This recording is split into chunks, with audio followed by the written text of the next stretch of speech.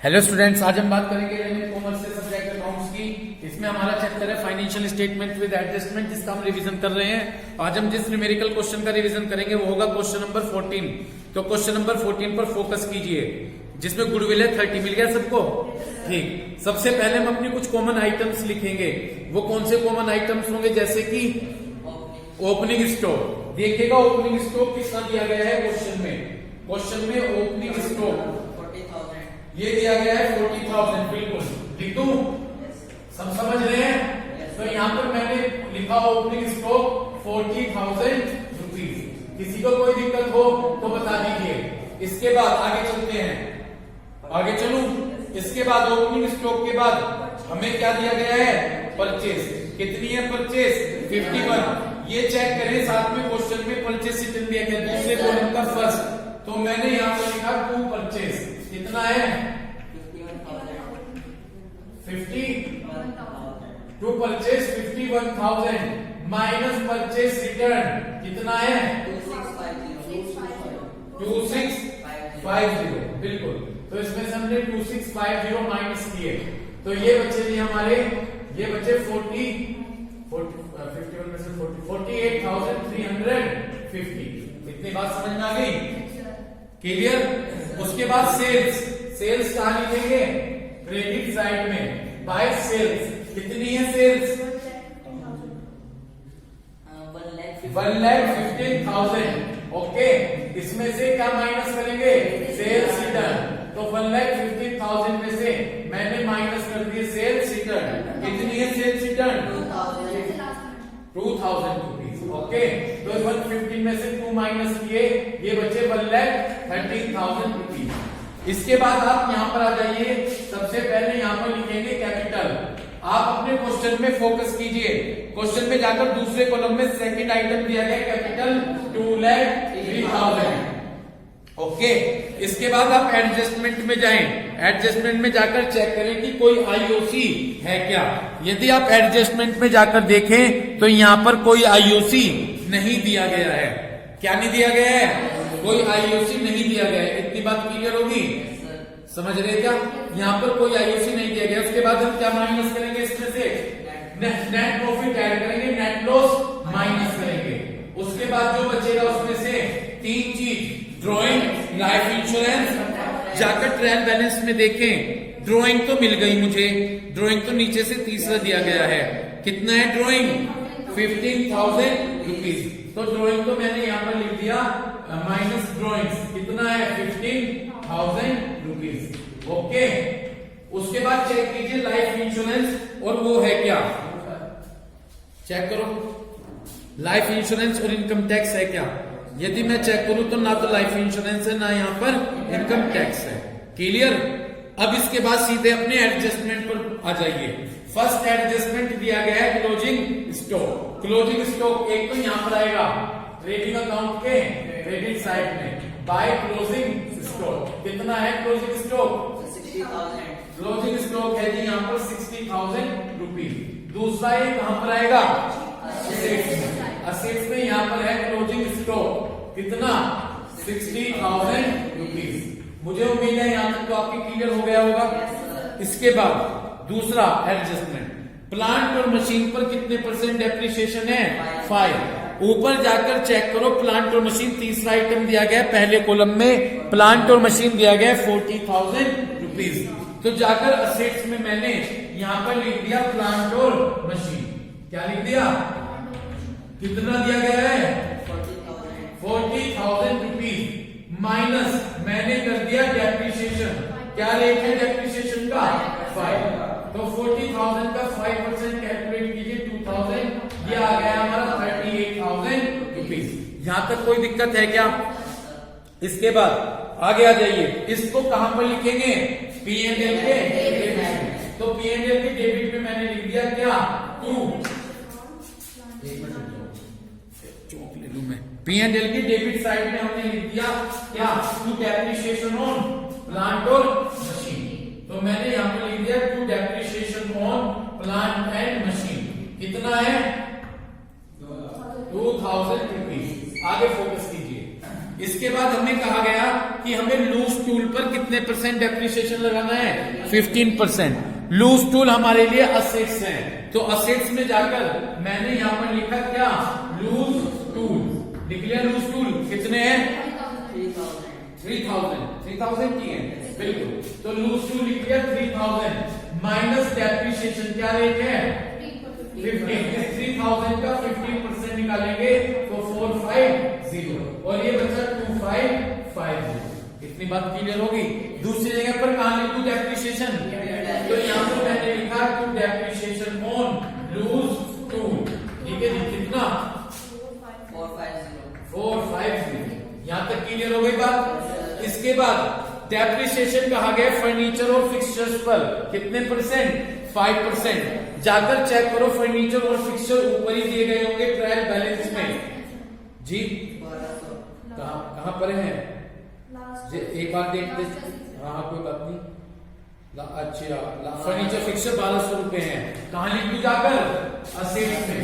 तो furniture and fixture 1200 rupees है, minus depreciation कितने %, इसका 5% निकालोगे तो 60 आ जाएंगे, 1140 यहां बचे, समझ गए।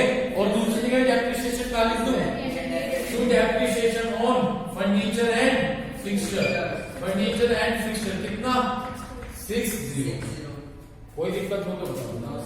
चलिए आगे चलिए। इसके बाद third, provide 2.5% discount on debtors. Debtors पर 2.5 की तो क्या है, डिस्काउंट है। पहले क्या हुआ है न्यूमेरिकली, कॉपी है आपके पास, अगर हो तो जरा कैलकुलेशन बताना इसकी। प्रोवाइड्स कह रहे हैं कि 2.5% तो डिस्काउंट है डेटर्स पर और 5% डाउटफुल डेब्ट्स मेंटेन करने हैं। 5% क्या है जी, डाउटफुल डेब्ट्स मेंटेन करने हैं डेटर्स पर, ठीक। एक तो डिस्काउंट है, प्रोविजन क्या रखा, क्या क्या रखा, ऊपर जाकर देखो ट्रायल बैलेंस में बैड डेब्ट्स और प्रोविजन फॉर बैड डेब्ट्स है क्या, बैड डेब्ट्स तो हैं, प्रोविजन भी है, प्रोविजन नहीं है, क्या नहीं है तो नहीं। एक मिनट, मैंने तुम्हें वो बैड डेब्ट्स वाला कंसेप्ट समझाया था, मैंने तुम्हें बताया था पहले बैड डेब्ट्स लेंगे ट्रायल बैलेंस वाले, उसमें फर्दर बैड डेब्ट्स, नीचे वाला प्रोविजन, और जो ऊपर प्रोविजन होता है वो क्या कर देंगे, वो तो है नहीं जो ऊपर वाला है, तो माइनस कुछ नहीं होगा, माइनस, समझ गए। अब जाकर देखें डेटर्स कितने हैं, पहले बताएं डेटर्स कितने हैं, 45,000 रुपीज, समझ गए। इसमें से माइनस कर दूं जो नीचे एडजस्टमेंट में प्रोविजन फॉर डाउटफुल डेब्ट्स दिए हैं, समझ गए। कितने हैं नीचे एडजस्टमेंट में, 5% है, कितना जाएगा, 2250 आ गया होगा, कैलकुलेट करो इससे आप लोग। 45,000 का 5%, 2250 आ गए, ओके। इस 45,000 का कितने % कैलकुलेट कर लिया मैंने, 5%। तो जब 45,000 का 5% कैलकुलेट करा तो ये आगे 2250, इनमें से माइनस कर लिए तो ये बचेंगे जी कितने, 42,750। कितने बचे, 42,700 माइनस करेंगे डिस्काउंट, क्या करेंगे, माइनस करेंगे डिस्काउंट। जाकर देखो डिस्काउंट का क्या रेट है, डिस्काउंट का क्या रेट है, 2.5 है ना, कितना जाएगा, 115 आ जाएंगे, गलत आ रही है कैलकुलेशन आपकी। 40 कितने % का ये 2. ये 4275 बचा। यदि मैं इसका 10% निकालू तो इसको मैं कर दूं किससे, 4 से डिवाइड, 1 उसके बाद 24, ठीक है ना, बचे 3 35, 4 8 32, 4 से 1069 होगा, 1069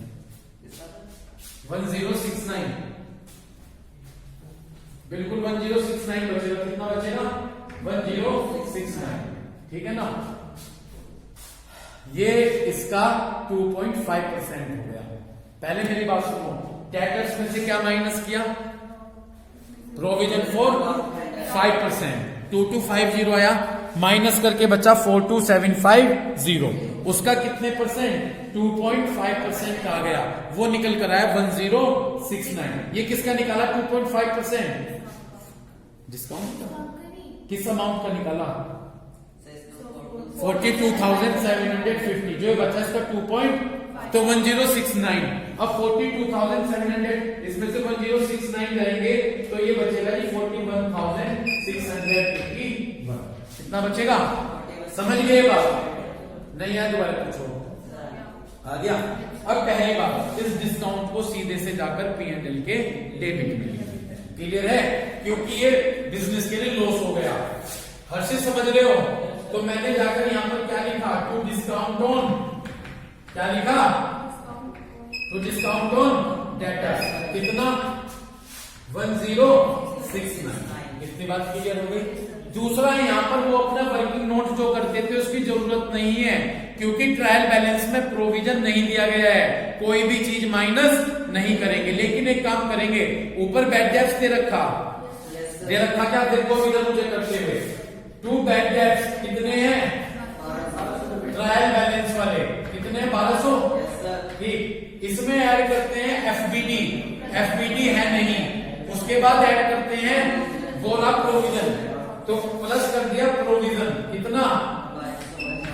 2250। ठीक है जी। तो जब हमने इसका टोटल किया ये आ गया 3। इसमें से माइनस करते हैं टोटल करके ओल्ड प्रोविजन जो मिलता है ट्रायल बैलेंस में, वो नहीं है, तो हमने टोटल करके लिख दिया 3450। समझ गए? क्लियर? 3450। समझना नहीं बात? ठीक, नेक्स्ट चलिए, नेक्स्ट क्या है? Only 3 quarter rent has been paid. केवल 3 क्वार्टर का, देखो पहली बात सुनो, एक क्वार्टर में 4 महीने होते हैं, सॉरी 4 नहीं 3, गलत बोल गया। एक क्वार्टर में 3 महीने होते हैं। इतनी बात क्लियर हो गई? पढ़ो, only 3 quarter rent has been paid. 3 quarter का रेंट क्या कर दिया गया? पेड कर दिया गया। ठीक है। लास्ट क्वार्टर का रेंट आउटस्टैंडिंग है, पर भी रहे। लास्ट क्वार्टर का रेंट क्या है? देखो सुनो, एक क्वार्टर में कितने मंथ होते हैं? 3। यूं कह रहे 3 क्वार्टर का रेंट तो पे कर दिया, यानी 9 मंथ का तो रेंट पे कर दिया। एक क्वार्टर का रेंट पे करना बाकी, यानी कितने महीने का? 3 मंथ का रेंट पे करना बाकी है। इतनी बात क्लियर हो गई? कितने महीने का पे कर दिया रेंट? 3 क्वार्टर का क्या रखा है? एक क्वार्टर में 3 महीने, तो 3 की 3 में मल्टीप्लाई 9, तो रेंट 9 मंथ का तो पे कर दिया। ऊपर जाके देखो रेंट कितना है। ऊपर जाकर रेंट 2700 रुपए दे रखा। कितना है रेंट? रेंट आपको दे रखा 2700 रुपीज दे रखा, 2700। इतनी बात क्लियर होगी? जो 9 महीने का पे कर रखा। कितने महीने का? 9 मंथ का, तो 9 से डिवाइड कर दो, ये आ गया जी 300, यानी एक महीने का 300 है और 3 महीने का देना बाकी है, तो 3 महीने का कितना देना बाकी है? 900। समझ गए क्या? क्लियर है बात? दोबारा रिपीट करूं, रेंट 3 महीने का पे, 3 क्वार्टर का पे यानी 9 महीने का दिया हुआ है, एक क्वार्टर का देना बाकी है 3 महीने का, 2700 दे रखा। कितने महीने का? 9 का, तो 2700 को 9 से डिवाइड कर दिया, एक महीने का आ गया 300 और 3 महीने का 900, तो 900 रुपए रेंट आउटस्टैंडिंग है। समझ गए? अब रेंट कहां पर आता है? रेंट आता है P&L के डेबिट में। तो मैंने यहां पर रेंट लिखा कितना? 2700। क्लियर? कितना आउटस्टैंडिंग है? 900 प्लस आउटस्टैंडिंग 900, इनका टोटल करके लिख दिया 3600। कोमल दूसरी जगह आउटस्टैंडिंग कहां पर आता है? तो लायबिलिटी साइड में जाके मैंने यहां पर क्या लिख दिया? Outstanding rent. कितना? 900 रुपीज। उम्मीद है भाई क्लियर हो गया होगा। आगे चलो नेक्स्ट। Interest earned. क्लियर हो गया क्या? Interest earned but not receive. आपने इंटरेस्ट अर्न तो कर लिया लेकिन रिसीव नहीं किया, यानी एक्रूड, इंटरेस्ट मिलना बाकी है। समझ गए? इंटरेस्ट अर्न तो कर लिया बट नॉट रिसीव, यानी इंटरेस्ट मिलना बाकी है। क्लियर है? जब इंटरेस्ट मिलना बाकी है तो एक्रूड इंटरेस्ट हो गया। क्या हो गया? ऊपर जाकर देखो दूसरे कॉलम में, यूं देखो इंटरेस्ट दिया हुआ है क्या? कहीं देखो, कहीं इंटरेस्ट मिलता है क्या? कहीं है नहीं, है नहीं। तो अब देखो इंटरेस्ट मिलना बाकी है, हमारे लिए इनकम है, हमारे लिए क्या है? समझ रहे क्या? तो इंटरेस्ट मिलना बाकी है, तो इनकम है तो पी एंड एल के बाय साइड क्रेडिट साइड में जाकर लिख दिया बाय इंटरेस्ट एक्रूड। कितना इंटरेस्ट मिलना बाकी है 600, समझ गए। तो इंटरेस्ट एंड एक्रूड लिख दिया 600 रुपीज। दूसरी हमारे लिए क्या है ये असेट्स, तो असेट्स में जाकर मैंने यहाँ पर लिख दिया इंटरेस्ट एक्रूड कितना 600 रुपीज। समझ गए तो बताओ, क्लियर है। चलो उसके बाद लास्ट वाला पढ़िए, right of 1/4 of the advertisement expenses. जो हमारे एडवर्टीजमेंट एक्सपेंसेस हैं उसका 1/4 राइट ऑफ कीजिए।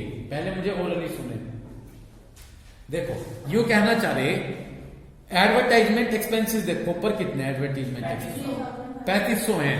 यू कह रहे इस 3500 का कितना करो 3500 का 1/4 रिटर्न ऑफ, यानी इस साल का खर्चा केवल 1/4 है। जो बाकी बचा वो अगले सालों में एडजस्ट होगा। मैंने तुम्हें एक चीज बताई थी, याद करो, तुम भूल जाते हो। एक बार बताया था मैंने 2 लाख रुपए एडवर्टाइज के खर्च करे और कहा कि 4 साल तक बेनिफिट मिलेगा। तो 4 से डिवाइड कर दो 2 लाख को, 50,000 तो पी एंड एल के डेबिट में लिखेंगे और 2 लाख में से 50,000 घटे 1.5 लाख को कहा लिखोगे 80।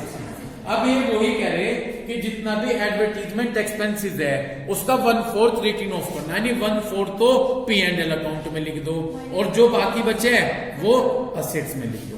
देखो कितना बताया आपने 3,500, इसका 1/4 जब 1/4 करेंगे तो 875 रुपए आ गए।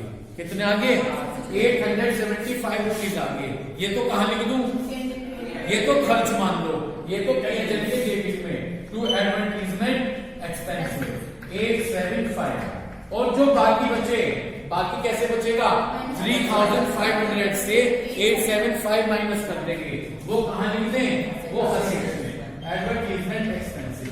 जब इसमें से माइनस करेंगे तो ये बचेगा कि हमारा 2625, कितना बचेगा 2625 ये बचेगा। कितनी बात क्लियर हो गई, कितना बचा 2625, क्लियर है क्या भाई यहां तक। तो ये हमने एडजस्ट कर दिए। तो इस तरह से हमारे क्या खत्म हो गए सारे एडजस्टमेंट। यहाँ पर कोई पेज रखा हुआ है क्या, थोड़ा सा पेज देना है, दे दो, इतनी बात क्लियर हो गई। यहां तक के सभी एडजस्टमेंट आपको क्लियर हो गए। ठीक, अब हम ऊपर से एक एडजस्टमेंट देखते चलेंगे और करते चलेंगे, मतलब जो ट्रांजेक्शन है वो देखते चलेंगे और करते चलेंगे। ठीक, स्टार्ट करें। सभी एडजस्टमेंट क्लियर हो गए आपके।